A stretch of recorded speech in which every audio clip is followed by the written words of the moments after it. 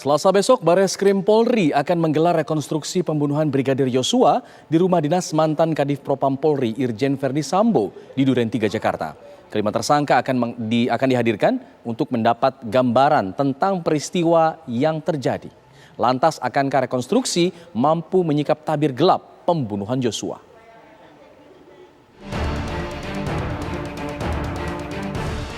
Pengusutan kasus pembunuhan Brigadir Nofriansyah Yosua Huta Barat Brigadir J memasuki babak baru. Hari Selasa, 30 Agustus 2022, penyidik Bareskrim Polri akan menggelar rekonstruksi pembunuhan Brigadir Yosua di rumah dinas Irjen Polisi Verdi Sambo di Duren 3, Jakarta. Tak tanggung-tanggung, penyidik akan menghadirkan seluruh tersangka, yaitu otak pembunuhan berencana Irjen Verdi Sambo, istri Sambo, Putri Chandrawati, ajudan Barada Richard Eliezer, dan Brigadir Ricky Rizal, serta sang sopir Kuat Ma'ruf. Dalam rekonstruksi, penyidik juga menghadirkan kuasa hukum para tersangka dan jaksa penuntut umum. Selain itu, demi transparannya proses rekonstruksi, penyidik juga mengundang Kompolnas dan Komnas HAM. Rencana pada hari Selasa, tanggal 30 Agustus, akan dilaksanakan rekonstruksi di TKP Duren 3 dengan menghadirkan seluruh tersangka, 5 orang yang sudah ditetapkan sebagai tersangka terkait kasus 340, subsidiar 338, junto 55 dan 56. Selain menghadirkan 5 tersangka dan juga tentunya didampingi oleh pengacara, nanti bersama ikut di dalam menyaksikan rekonstruksi tersebut adalah jaksa penuntut umum, kemudian juga agar pelaksananya juga berjalan secara transparan, objektif, dan akuntabel, penyidik juga mengundang Komnas HAM dan Kompolnas. Ya, ini sesuai dengan komitmen Bapak Kapolri bahwa seluruh prosesnya ini harus juga untuk menjaga transparansi, kemudian menjaga objektivitas, kita mengundang pengawas dari eksternal, yaitu Komnas HAM dan Kompolnas. Kapolri Jenderal Polisi Listio Sigit Prabowo berjanji membuat terang kasus pembunuhan Brigadir Yosua. Untuk biar itu diserahkan kepada tim penyidik. Yang penting semuanya doakan bahwa kita semua tetap seperti komitmen kita, semuanya transparan, tidak ada yang kita tutup-tutupi, kita proses sesuai dengan fakta dan kebenaran, dan itu janji kita. Sementara itu, mantan Kabareskrim Komjen Pol Purnawirawan Susno Duaji menyatakan rekonstruksi harus dilakukan untuk mendapat gambaran tentang peristiwa pidana yang disangkakan kepada tersangka dan menguji keterangan para tersangka yang juga dijadikan saksi satu sama lain. Rekonstruksi itu sendiri apa sih gunanya? Yaitu untuk mendapat gambaran dan menguji keterangan. Gambaran tentang peristiwa pidana yang disangkakan kepada tersangka. Kemudian diuji keterangan para saksi, dalam hal ini kan tersangka lain menjadi saksi untuk berkasnya Ibu Putri. Bu Putri sendiri menjadi tersangka. Cocok enggak keterangan tersaksi dengan keterangan tersangka? Makanya dihadirkan semua.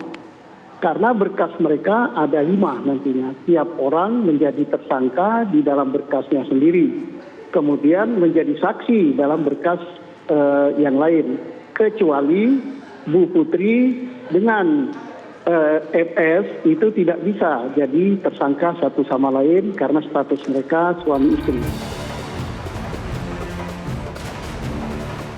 Susno juga berpendapat rekonstruksi seharusnya tak hanya di Duren 3, tempat di mana Brigadir J ditemukan tewas, tetapi juga harus dilakukan di rumah pribadi Irjen Verdi Sambo di Jalan Saguling 3, Mampang, Jakarta Selatan. Rumah saguling disebut-sebut menjadi tempat Ferdi Sambo, Putri Ricky Rizal, dan Kuat Ma'ruf melakukan perencanaan pembunuhan terhadap Brigadir J. Lantas, akankah rekonstruksi mampu menyikap tabir gelap pembunuhan Brigadir Yosua? Tim TV One mengabarkan.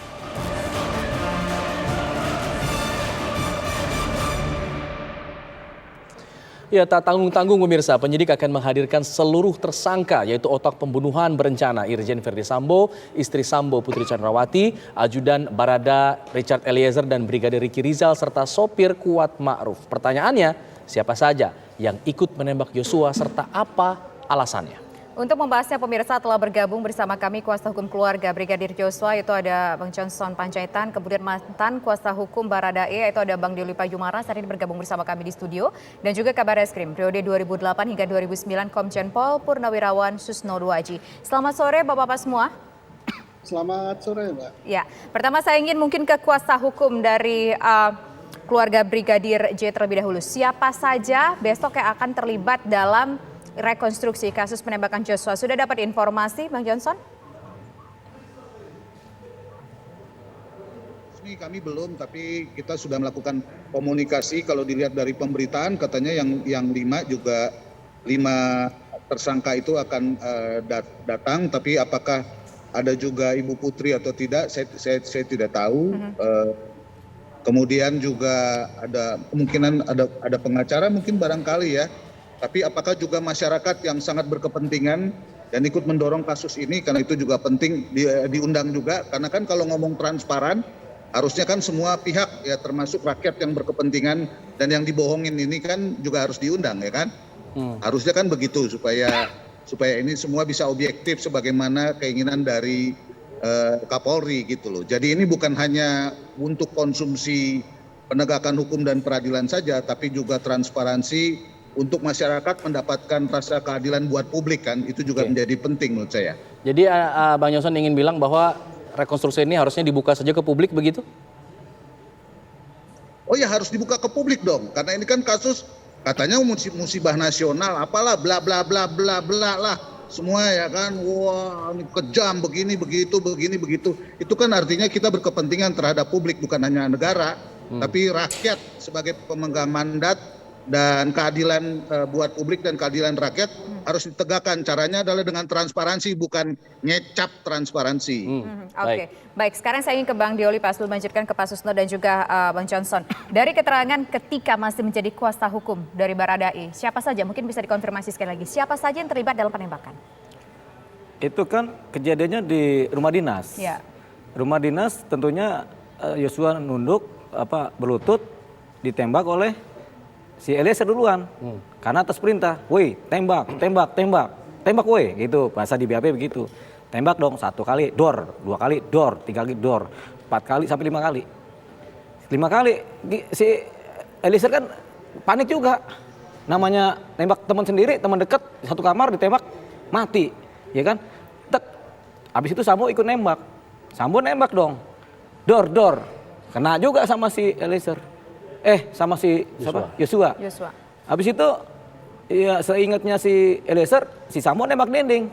Dor, dinding ditembak. Namanya psikopat, dinding ditembak. Alibi. Cepat kan? Perannya kuat di situ disampaikan Eliezer. Nah, situasi sangat situasional. Jadi samar-samar Eliezer menyatakan ada Ricky di situ, ada Kuat, tapi karena kan panggil ke atas langsung suruh nembak. Saya juga kalau dipanggil ke atas langsung suruh nembak juga bengong saya. Oke. Sekaliber saya. Kalau kita lihat bagaimana Joshua begitu patuh sama atasannya pada saat itu, dan nanti pada saat rekonstruksi akan dipertemukan kembali. Ya. Siapa ya? Sudah meninggal? Bukan, maksud kami Eliezer dengan Sambo. Ya. Bagaimana kemudian jika nanti pada saat rekonstruksi ini akan dipertemukan, bagaimana psikologinya kalau Anda bisa membacanya? Kondisi Eliezer ini kan 1 saksi aja dia, lawan 4 saksi bohong. Saksi bohong itu Putri, Kuat, Sambo, Ricky. Iya kan? Daden gak ikutan kan? Tampaknya gak ikutan Daden kan? Jadi 4 saksi bohong, pelaku-pelaku kebohongan-kebohongan publik ini lawan 1 saksi jujur. Eliezer maksudnya. Eliezer ini saksi jujur karena di atas nama Tuhan. Sementara saksi yang lain termasuk Putri itu saksi-saksi bohong, mereka saksi setan namanya. Evil, saksi bahasa Inggrisnya apa sih? Witness. Evil witness lawan God witness, ya kan? 1 lawan 4. Bisa jadi si Eliezer terpengaruh. Tapi kesaksian bohong dari 4 orang ini kan sudah ada di Magelang juga mereka udah berbohong. Di skenario pertama mereka berbohong, tembak menembak. Baru skenario kedua seolah-olah ada tembak menembak udah berbohong. Pembunuhan berencana juga berbohong. Jadi satu saksi malaikat lawan 4 saksi setan. Kalau kita memilih siapa? Oke, baik. Nah, sekarang kita sebelum ke Pak Susno, saya ingin kembali lagi ke kuasa hukum keluarga Brigadir J. Dari informasi yang Bang Johnson dapatkan, siapa saja yang melakukan penembakan? Kalau itu sih semua nggak jelas, ya kan? Karena kan kelihatannya ngejar pengakuan. Apa yang dijelaskan oleh rekan saya tadi itu dengan segala rasa hormat saya juga belum tentu begitu kan. Dan juga nanti kalau udah di persidangan juga belum tentu.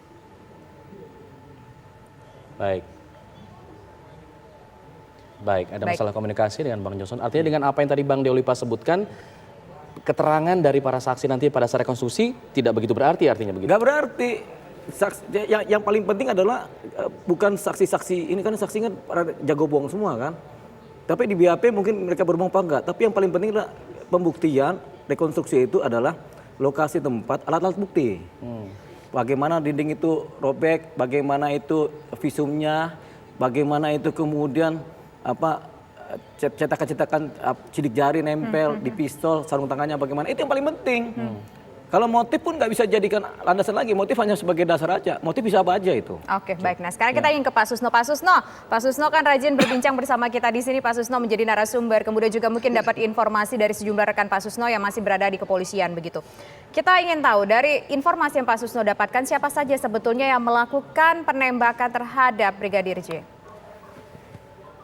Ya, yang melakukan penembakan terhadap Brigadir Joshua Huta Barat, kita kan berpegang kepada berita acara resmi ya, tidak memperkira-kirakan, tidak informasi-informasian bahwa tembakan pertama kan dilakukan oleh oleh Barada E. Gitu.